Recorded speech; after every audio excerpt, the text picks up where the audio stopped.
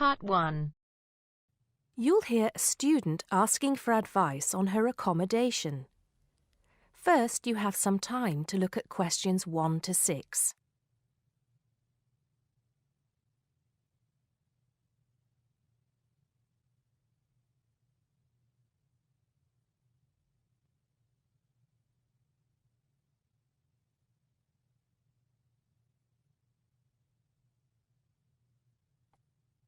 Now we shall begin.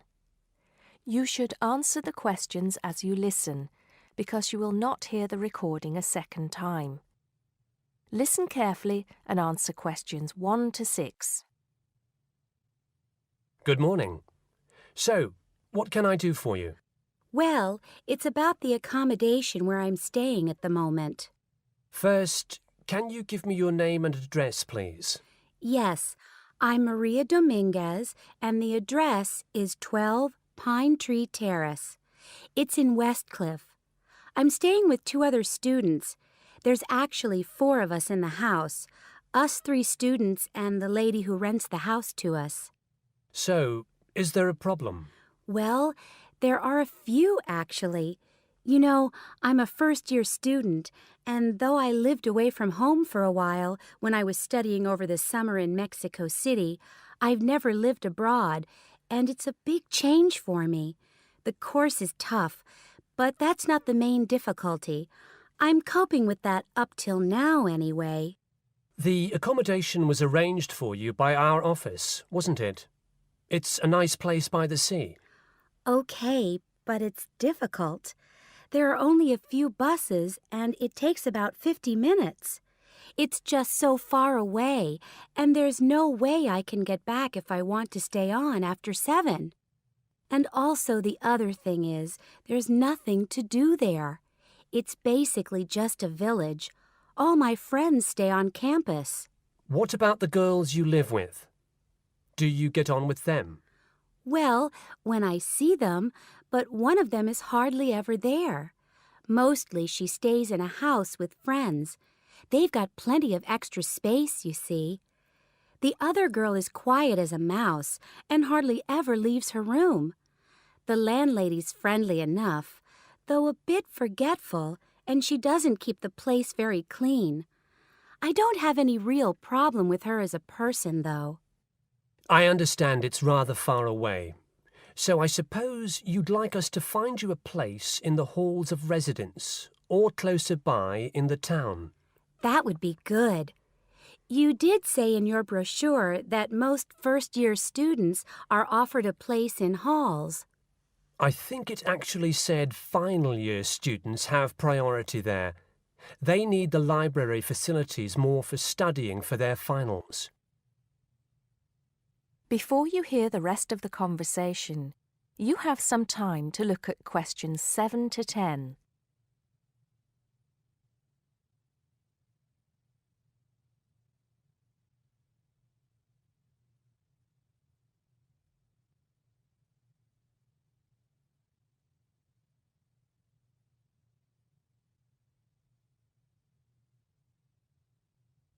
Now listen and answer questions 7 to 10. Anyway, let's see what we can do. Just a moment, I'll check what might be free. Sometimes students drop out or move from halls, though we were full at the beginning of term. By the way, have you checked the student notice boards? You know there's one in each of the 4 colleges, don't you? There are often requests for people to share houses, and it can be quite cheap. No, I hadn't thought of that, but it's a bit of a risk living with complete strangers. Now, I see there's a room free in Hillside College. That's the one with the tall tower, right? That's it. It's the smallest college and has a reputation for being quite fun. Oh, but it's a shared room. Would you consider that? That's going to be a problem for studying, isn't it? What if she plays music all the time, and maybe we won't have anything in common? Maria, I see you're studying history. So is this girl, Francesca. She's Italian. Well, at the moment I'm doing the General Humanities course, which includes history, but actually I'm planning to change to literature quite soon. That's not the thing, though. I really want a room on my own. Right. I'm afraid I don't see any other openings. There's nothing showing up on the computer, at least on campus. Well, if I have to stay where I am now, I'm going to find it more and more depressing. Here's one more thing we can try. The university owns several places on the Thanet Road and also by the West train station. Both of these are about a 20-minute walk down the hill. They're not the newest of buildings, but I could check for you. Can you come back tomorrow? Oh, no, that's Saturday. What about Monday? Yes, sure. I'd really appreciate it if you could do something for me. Let's hope so. That is the end of part 1. You now have half a minute to check your answers.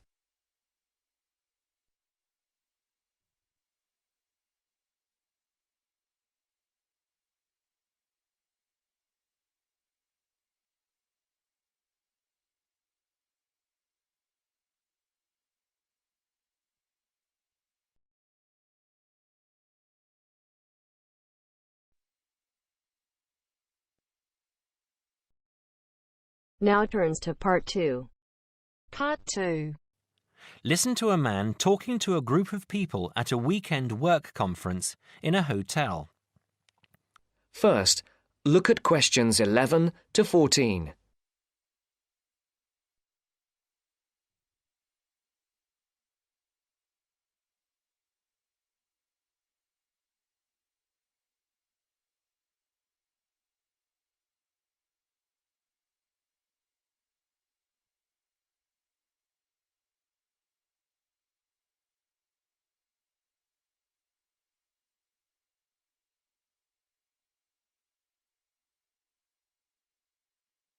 Listen carefully.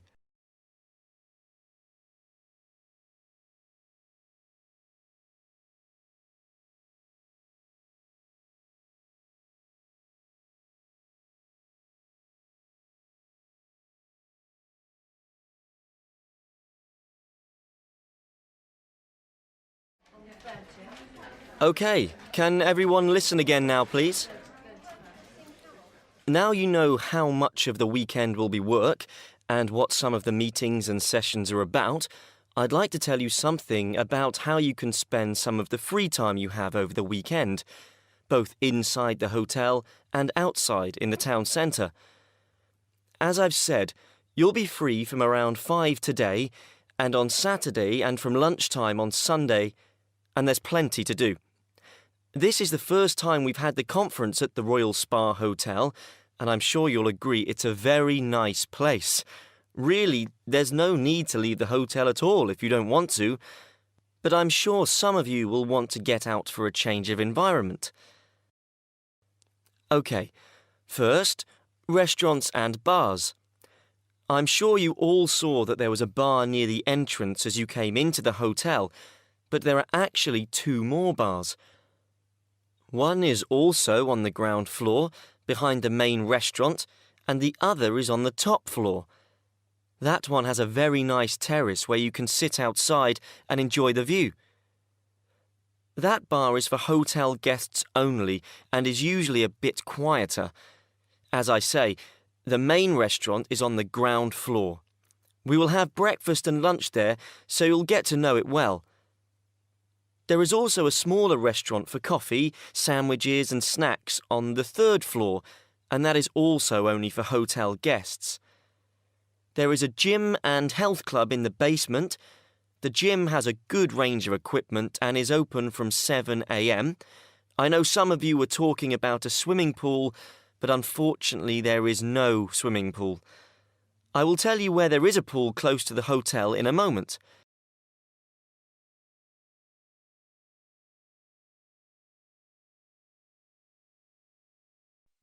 Before the broadcast continues, look at questions 15 to 20.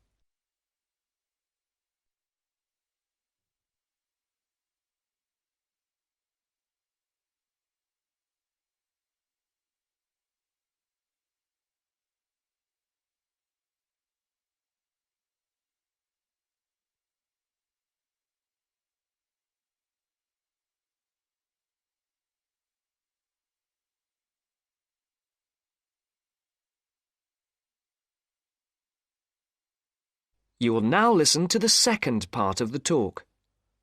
Now, I hope to see some of you around the hotel over the weekend, but I'm sure you will want to get out and see the town at some point. If you'd like to look at the map on the screen, I'll show the area around the hotel. There is a map of the town centre in your welcome pack too. OK, you can see the hotel here, in the middle of the map, and the main entrance here at the top, in Carlisle Street. OK, that swimming pool I promised to tell you about is here, in Cromwell Road. If you turn right out of the hotel, it's about 10 minutes up the road in the 3rd Street on the left. It's open until 7 p.m. and until 5 on Sunday. There's a very nice park here to the north, again about 10 minutes away. In the middle of the park is a boating lake, so if the weather's good on Sunday, it might be a nice way to relax. If you want to see a movie this evening or on Saturday night, the cinema is here, in the High Street. Come out of the hotel and turn left. The High Street is only 3 minutes away.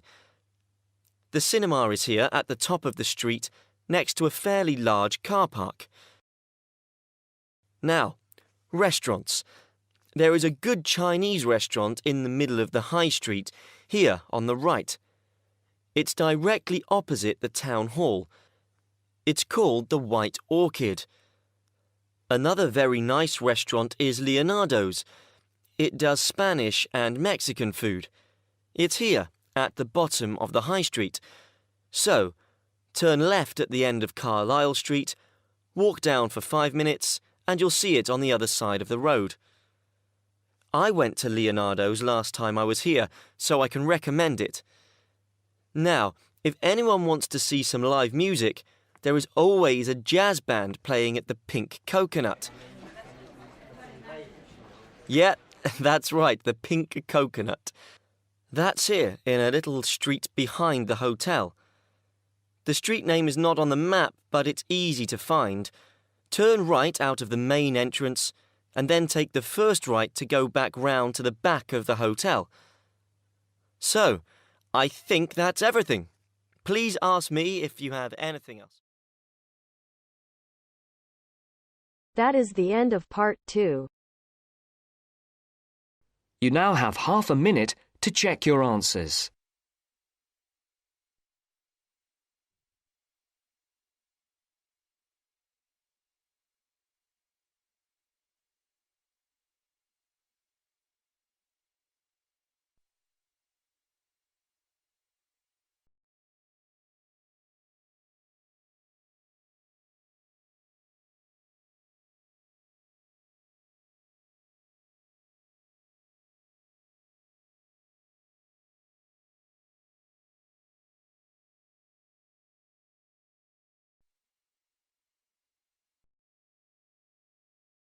Now turn to Section 3. Section 3. You will hear a dialogue between 2 students, David and Jim. First, you have some time to look at questions 22 to 25.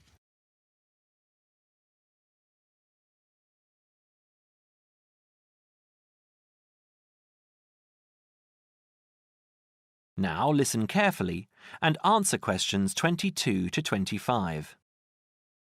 Hi, Jim. Hi, David. I'm glad I found you. I've got a topic for our presentation next month. What is it? I thought it would be a good idea to talk about glass and how it's recycled. That doesn't sound very interesting. That's what I thought, but it is. Did you know that glass has been around since as early as 4000 BC, when glass was used in the Middle East as a glaze to decorate beads? Is it really that old? Yes, and by 1550 BC, coloured glass vessels were widespread and used for cooking and drinking. The earliest known clear glass is a vase found in Nineveh in Assyria, dated from around 800 BC, which is now in the British Museum here in London. You know, I think I've seen that. I was at the British Museum a couple of months ago with Lisa. We don't realise how valuable glass was. It wasn't used widely back then.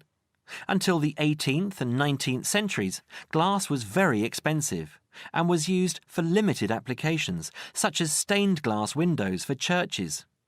Large-scale glass manufacturing began with the Industrial Revolution, with the mass production of glass containers beginning at the onset of the 20th century, and glass light bulb production automated in 1926. How expensive? I don't know. But nowadays glass is much less expensive and is taken for granted as a packaging material, in addition to its use in windows and other applications. Do you know what glass is made from? New glass is made from a mixture of 4 main ingredients: sand, soda ash, limestone and other additives. These additives include iron for colour, brown or green, chromium and cobalt for colour, green and blue respectively, lead to alter the refractive index, alumina for durability, and boron to improve the thermal options. Annually, total glass use in the UK is estimated at around 3.6 million tonnes. Before you hear the rest of the conversation, you have some time to look at questions 26 to 31.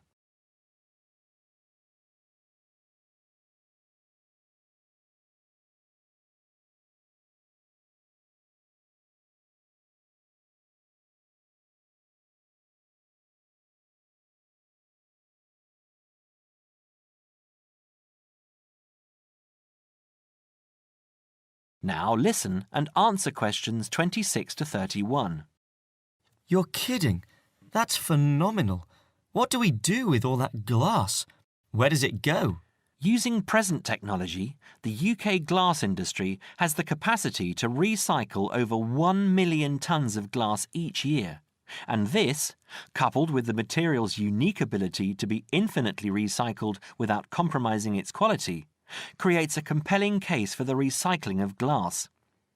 Despite this, glass makes up around 7% of the average household dustbin, and last year over 2.5 million tonnes of this material was landfill. How can glass be recycled? It can be recycled indefinitely as part of a simple but hugely beneficial process, as its structure does not deteriorate when reprocessed.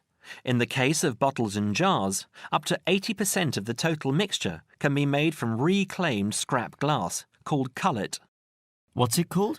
Cullet. C-U-L-L-E-T. Cullet from a factory has a known composition and is recognised as domestic cullet. From bottle banks it is known as foreign, and its actual properties will not be known. Recycling 2 bottles saves enough energy to boil water for 5 cups of tea. You know, I wouldn't mind a cuppa now. Did you know that recycling reduces the demand for raw materials? There is no shortage of the materials used, but they do have to be quarried from our landscape, so from this point of view, there are environmental advantages to recovering and recycling glass. For every tonne of recycled glass used, 1.2 tonnes of raw materials are preserved. Recycling also reduces the amount of waste glass which needs to be used as landfill. I know. It's a social conscience we all need to have. Taking part in recycling the waste we produce makes us think about the effects we are having on our environment and enables us to contribute towards a greater level of sustainability. It's not all about economics, you know. I'm sure you're right, Jim. That is the end of section 3. You now have half a minute to check your answers.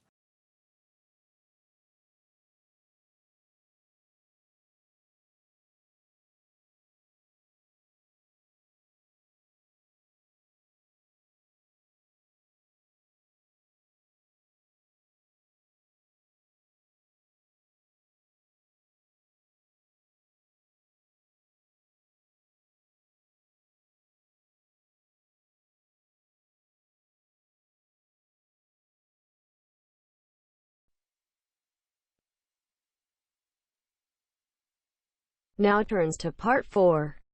Part 4. You are going to hear a lecture given by a tour agent.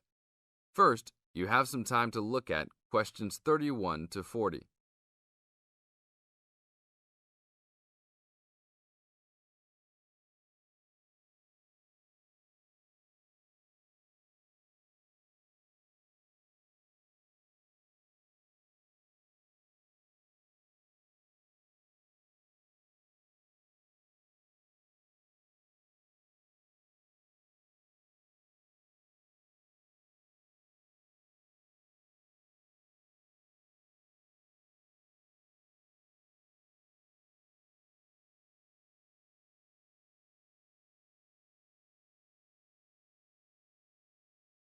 Now listen to the tape and answer questions 31 to 40. Welcome to Hawaii Tour Agency. Let me tell you a little about a special package we have going on this week. I know everybody wants to get away from the stress of work and life, so I think you should all consider a week-long vacation to the paradise of Hawaii. First off, let me tell you all a little bit about Hawaii. The Hawaiian Islands are of volcanic origin and are edged with coral reefs. Because of its volcanic origins, people often go especially to see the volcanoes. Hawaii is the largest and geologically the youngest island of the group. Oahu is the most populous and economically important. The capital of Honolulu is located on the island of Oahu, the only U.S. state in the tropics.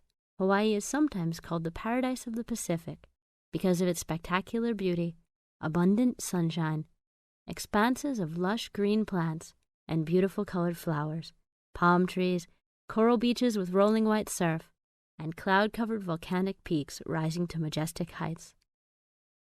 Some of the world's largest active and inactive volcanoes are found on Hawaii and Maui. Eruptions of the active volcanoes have provided spectacular displays, but their lava flows have occasionally caused great property damage. The lava can spill down the mountains into the settlements where people live. The most famous of these is right by Honolulu. It is called Diamond Head because from far away, the top of the volcano looks like a diamond. Vegetation is generally luxuriant throughout the islands, with giant fern forests and lush vegetation. Although many species of birds and domestic animals have been introduced on the islands, there are few wild animals other than boars and goats, and there are no snakes. The coastal waters abound with fish. More ethnic and cultural groups are represented in Hawaii than in any other state. Chinese laborers who came to work in the sugar industry were the first of the large groups of immigrants to arrive, starting in 1852, and Filipinos and Koreans were the last, after 1900. Other immigrant groups, including Portuguese, Germans, Japanese, and Puerto Ricans, came in the latter part of the 19th century. Intermarriage with other races has brought a further decrease in the number of pure-blooded Hawaiians, who comprise a very small percentage of the population. Now all of this sounds very interesting, right? For only $600 per person, we are offering a tour package to Hawaii. This includes your round-trip airfare and fully guided tours. The duration of the trip is 5 days, including hotel for 5 nights and tour buses that will take you all around. We will go to the famous beaches, the volcanoes, and the forests. Sign up today to save your space, as seats are running out quickly. That is the end of part 4. You now have half a minute to check your answers.